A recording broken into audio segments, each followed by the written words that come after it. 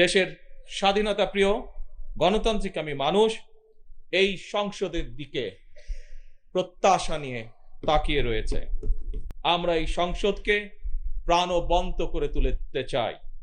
আপনারা গণতন্ত্রকামী জনগণের রক্ত ঋণে প্রতিষ্ঠিত এই মহান জাতীয় সংসদের স্পিকার, ডেপুটি স্পিকার নির্বাচিত হয়েছেন।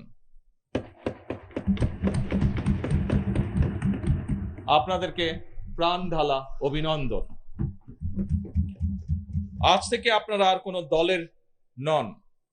এই মহান জাতীয় সংসদের স্পিকার, আজ থেকে এই মহান সংসদের নির্বাচিত প্রত্যেক সদস্য আপনাদের চোখে সমান।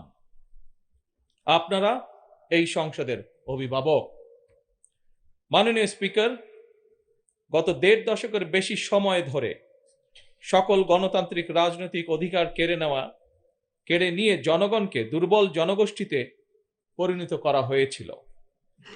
মহান জাতীয় সংসদকে মানুষের অধিকার লুণ্ঠনকারীদের ক্লাবে পরিণত করা হয়েছিল।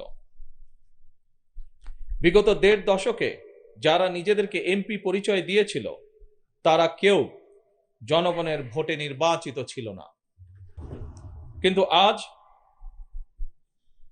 এই সংসদে জনগণের সরাসরি ভোটে নির্বাচিত জনপ্রতিনিধিদের সংসদ।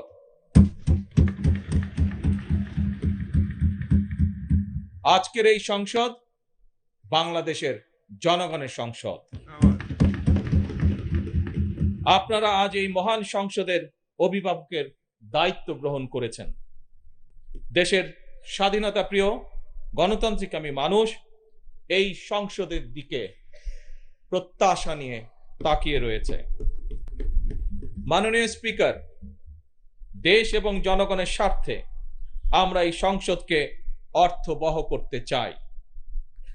বিরোধিতার জন্য বিরোধিতা নয়, বরং শানিত যুক্তিতর্কের মাধ্যমে আমরা এই সংসদকে প্রাণবন্ত করে তুলতে চাই।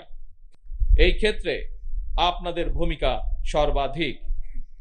এই সংসদের সদস্য হিসাবে জাতীয় সংসদ পরিচালনায় আমরা আমাদের পক্ষ থেকে আপনাদেরকে সর্বোচ্চ সহযোগিতা করব ইনশাআল্লাহ।